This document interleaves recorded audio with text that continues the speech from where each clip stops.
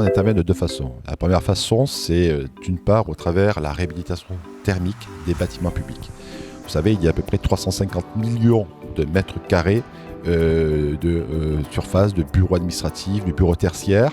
Il y a 250 millions de mètres carrés pour les bâtiments publics. L'enjeu de la Banque des territoires, c'est de permettre et d'aider les collectivités pour faire une réhabilitation thermique sur 22 millions de mètres carrés. Donc vous voyez, c'est un enjeu important, ça représente à peu près 8% des surfaces des bâtiments publics. Ça, c'est le premier élément. Le deuxième élément, c'est on intervient sur la mobilité, une mobilité qui soit plus verte. C'est 30% à peu près des gaz à effet de serre, la mobilité.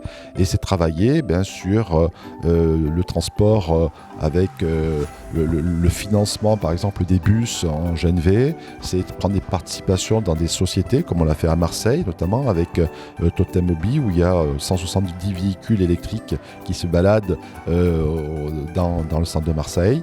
C'est travailler aussi sur des sujets du dernier kilomètre, par exemple, avec nos cousins de La Poste. On travaille sur ce sujet-là qui est quand même relativement important.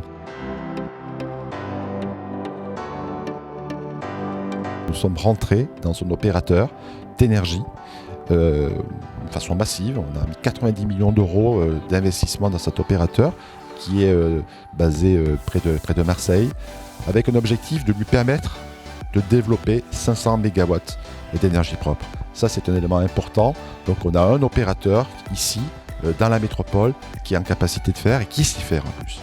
Deuxième opération, on travaille aussi sur des sujets avec, par exemple, Proviridis, qui est des stations-service nouvelle génération, qui alimentent à la fois les bus ou les camions en GNV, GNL. Il y a aussi du superchargeur électrique et demain l'hydrogène. Donc ça, c'est deux sujets, à la fois T-Énergie, mais à la fois Proviridis, qui sont deux sociétés dans lesquelles nous sommes rentrés et pour lesquelles nous sommes très fiers d'accompagner pour leur développement.